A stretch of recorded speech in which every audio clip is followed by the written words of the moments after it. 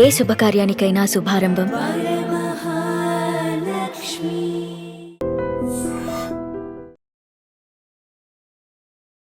అందమైన భార్య ఐవీఎఫ్ ద్వారా ఆమె గర్భం దాల్చిందని, త్వరలో తాను తండ్రి కాబోతున్నాడు అని అంతులేని ఆనందం. అందులోనూ ఐవీఎఫ్లో ఇద్దరు కూడా కవల పిల్లలే పుట్టబోతున్నారు. ఇద్దరు కవలలకు తాను తండ్రిని కాబోతున్నాను అనేది ఇంకా చెప్పలేని గాడ్ గిఫ్ట్ లాగా తను ఫీల్ అయ్యాడు. ఇదంతా కూడా కొన్ని రోజుల్లోనే ఇంక జరగబోతోంది. తన సంతోషానికి అవధులు లేవు అని అనుకుంటున్నప్పటికే, ఆ ఆనందంలో తను ఇంకా సంబరపడుతున్నప్పటికీ అనుకోలేనటువంటి విషాదకరమైన ఘటన జరిగింది. తన భార్యతో పాటు ఆమె గర్భంలో ఉన్న ఇద్దరు కవలలు కూడా కన్నుమూయటంతో ఒక్కసారిగా కలలన్నీ చెదిరిపోయాయి. ఇక తన ఆనందం దూరం అయిపోయింది, శాశ్వతంగా దూరం అయిపోయింది.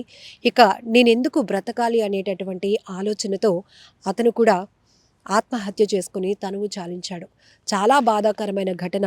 ఒక్కసారిగా ప్రతి ఒక్కరిని తీవ్రంగా కలిచివేస్తోంది, కంట తడి పెట్టిస్తున్నటువంటి ఘటన. బెంగళూరుకు చెందినటువంటి ముత్యాల విజయ్, ఆయన వయస్సు 40 ఇయర్స్. అతని భార్య శ్రావ్య, ఆమెకు 35 ఇయర్స్. వీరు ఇద్దరు కూడా ఏడాదిన్నర క్రితమే శంషాబాద్కి వచ్చారు, అక్కడ సెటిల్ అయ్యారు. విజయ్ ఎయిర్పోర్ట్లో జాబ్ చేస్తున్నాడు. అయితే ఐవీఎఫ్ ద్వారా తమ ప్రేమకు గుర్తుగా ఇద్దరు పిల్లలు కూడా రాబోతున్నారు, కవలలు రాబోతున్నారు. ట్విన్స్ అంటేనే జనరల్గా గాడ్ గిఫ్ట్ అని అనుకుంటూ ఉంటారు. ఎందుకంటే ఒకేసారి ఇద్దరు పిల్లల్ని పొందటం అనేది చాలా అరుదైనటువంటి అవకాశం, అది అందరికీ రాదు.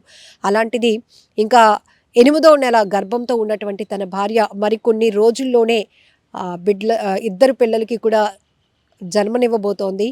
వారికి సంబంధించినటువంటి ఫ్యూచర్ ఎలా ఉండాలి, ఇద్దరు పిల్లలు ఒకేసారి రాబోతున్నారు కాబట్టి వాళ్ళిద్దరిని ఎలా చూసుకోవాలి, ప్లానింగ్, ఇవన్నీ కూడా ఇటు విజయ్ భార్య శ్రావ్య ఇద్దరు ఇదే డిస్కషన్స్ కొనసాగుతోంది.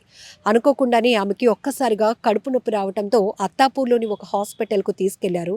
అయితే గర్భంలో ఉన్నటువంటి ఇద్దరు కవలలు కన్ను మూశారు అని చెప్పడంతో పాటు ఆమె కూడా ట్రీట్మెంట్ పొందుతూ చనిపోయింది.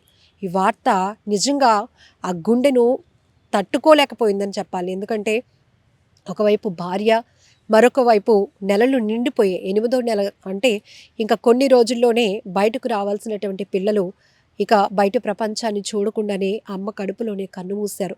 ఇద్దరు పిల్లలు కూడా వస్తున్నారు, నేను తండ్రిని కాబోతున్నాను అనే ఆనందం కూడా దూరం అయిపోయిందని ఆ బాధని తట్టుకోలేనటువంటి ఆ విజయ్ ఆత్మహత్య చేసుకుని చనిపోయాడు. ఎంత బాధాకరమైన ఘటన అంటే, నిజానికి అసలు ఎందుకు విధి పగబట్టిందా లేకపోతే ఏంటి, అంత ఆనందాన్ని ఒక్కసారిగా ఆవిరి చేసేసింది. ఆయన కలలన్నీ కూడా కరిగిపోయినట్టు అయిపోయింది. కనీసం దురదృష్టం అనుకోవాలి, కడుపులో పిల్లలు చనిపోయిన భార్య బ్రతుకున్నా చాలు అని అనుకునే లోపే వైద్యులు చెప్పినటువంటి ఆ విషాదకర వార్త అతని గుండెలు పిండేసింది. ఇక నాకు ఈ ప్రాణాలు వద్దు, ఇక ఈ జీవితమే వేస్ట్. ఎందుకంటే ఇంత ఆశపడ్డాను, ఇంతలాగా తన భార్య, తన కడుపులో ఉన్నటువంటి ఇద్దరు కవలల కోసం కూడా ఎన్ని డ్రీమ్స్లో ఉన్నాను, ఇంత సంతోషమైన పరిస్థితిలో ఉంటే ఒక్కసారిగా భగవంతుడు నాకెందుకు ఇంత అన్యాయం చేశాడు అని అతను గుండె అవిసేలా రోధించాడు, తీవ్రంగా బాధపడ్డాడు. ఆ ఆవేదన, ఆ బాధని తట్టుకోలేనటువంటి అతను పూర్తిగా మృతి చెందినటువంటి తన భార్య ఆ మృతదేహాన్ని కూడా చూడటానికి కూడా సాహసించలేనటువంటి ఆ వ్యక్తి విజయ్ తనువు చాలించాడు, బలవంతంగా ప్రాణాలు తీసుకొని.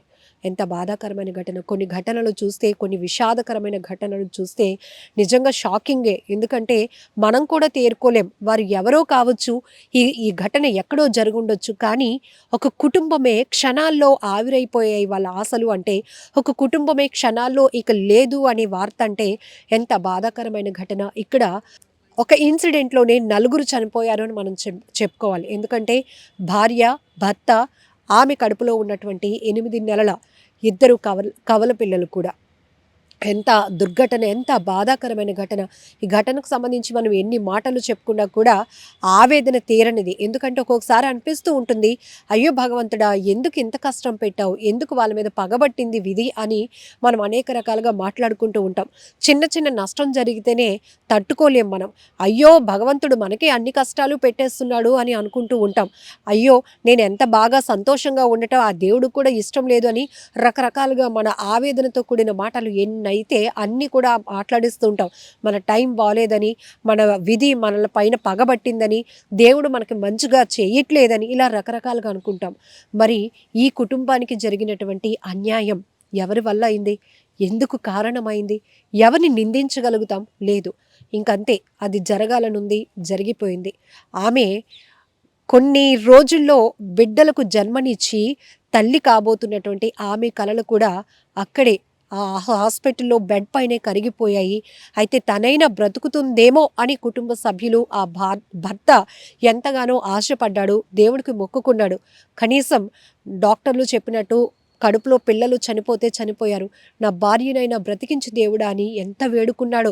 కానీ ఆమెను కూడా బ్రతికించుకోలేనటువంటి పరిస్థితిలో అతను గుండెలు జారిపోయినంత పని అయిపోయింది. ఎందుకంటే ఇవన్నీ తట్టుకోలేము. ఒక మనిషి ఎంత తట్టుకోగలుగుతాడో అంతే తట్టుకోగలుగుతాడు. అంతకు మించి అయినప్పుడు ఇక అతనికి హోప్స్ కూడా ఉండవు. ఈ జీవితమే వ్యర్థం అనేటటువంటి ఆలోచనకు వెళ్ళిపోతారు.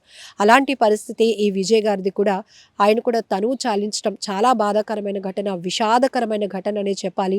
ఎక్కడ బెంగళూరు నుంచి స్థిరపడదామని, కుటుంబాన్ని ఏర్పాటు చేసుకుని సంతోషంగా ఉందామని ఎన్నో కలలతో శంషాబాద్ వచ్చినటువంటి ఆ కుటుంబంలో తీరని విషాదం నెలకొంది. ఈ ఘటనతో ఒక్కసారిగా అటు శ్రావ్య కుటుంబం, ఇటు విజయ్ కుటుంబం సభ్యులు ఎవరు కూడా ఈ ఘటనను జీర్ణించుకోలేకపోతున్నారు. గుండెలు అవిసీలా రోధిస్తున్నారు. మొత్తం అటు కుటుంబ సభ్యులే కాదు, అక్కడ ఉన్నటువంటి ఆ ప్రాంతాన్ని కూడా విషాదకరంగా మార్చేసింది ఈ దుర్ఘటన. నిజంగా ప్రస్తుతం ఉన్నటువంటి సమాజం దేనికి ప్రయారిటీ ఇస్తుంది? ఆర్థిక సంబంధాల చుట్టూ మాత్రమే తిరుగుతుంది. మళ్ళీ ఎన్నికలంగానే చాలా విరక్తి కలుగుతాను. మంచి అనిపిస్తుంది కదా, లేడీస్ కూడా ఛాలెంజింగ్ జాబ్స్ చేసినప్పుడు చాలా బాగుంటది. ట్రాఫిక్ అసిస్టెంట్స్ గా నియమించిన ట్రాన్స్జెండర్స్ అందరితో సాల్యూట్ చేయించుకుంటున్నారు. ఫుడ్ డెలివరీ ఇవ్వటానికి వెళ్ళినటువంటి డెలివరీ బాయ్ అనిల్ పై కళ్ళ ముందు